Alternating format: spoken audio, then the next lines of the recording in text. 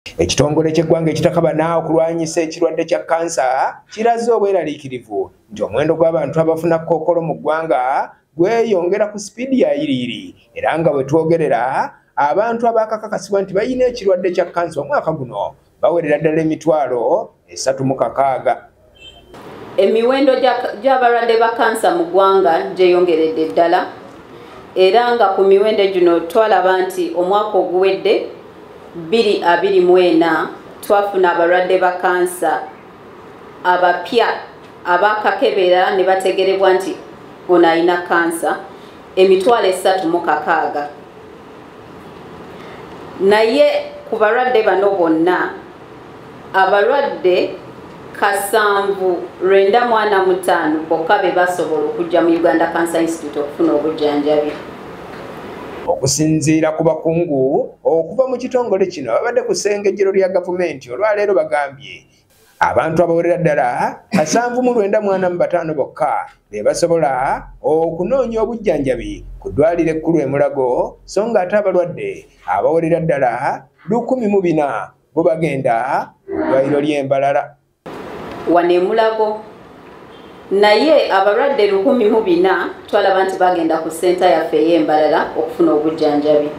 Kino nga kiraga nti ennamba y'abalwadde nnyingi naye abatuuka okujja okufuna services batono ddala.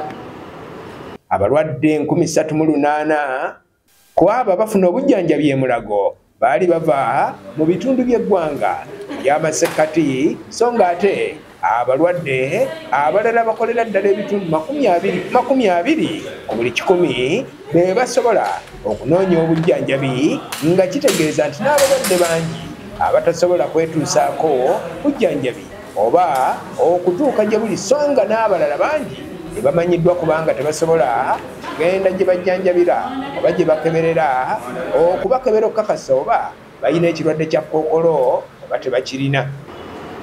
Era nga ku bano abajja mu Uganda Cancer Institute okufuna service obujjanjabi 3,800 baali bava mu kitundu ekya wano mu Central Region oba giyite Buganda Region. Naye nga ate ebitundu 20 ku buli 100 be bagenda mu centers endala. Kino nga zezimu ku nsonga eziviiriddeko Uganda Cancer Institute ng'ekwataganira wamu ne Ministry y'ebyobulamu ne gavumenti okulaba nti tuteekawo centers oba biyite ebifo ebijjanjabibwamu mu centers nnya zonna ez'eggwanga. Bwe batya abakugu bagamba nti bamaze okukizuula ng'abantu bangi tebamanyi nti balina obulwadde buno so nga babulina ate nga n'abandi tebagenda mu malwaliro. Mu Uganda Cancer Institute buli lunaku abalwadde abapya baba bazze okujjanjabibwa olunaku olwo bagende so si abali ku bitanda. Abalwadde abo mu luzungu abayitiddwa aba outpatients tufuna abalwadde 405 buli lunaku. Era nga y'ensonga lwaki bw'ojja ku Uganda Cancer Institute ogenda kusanga nga abalwadde olaba nti osanze abalwadde bangi.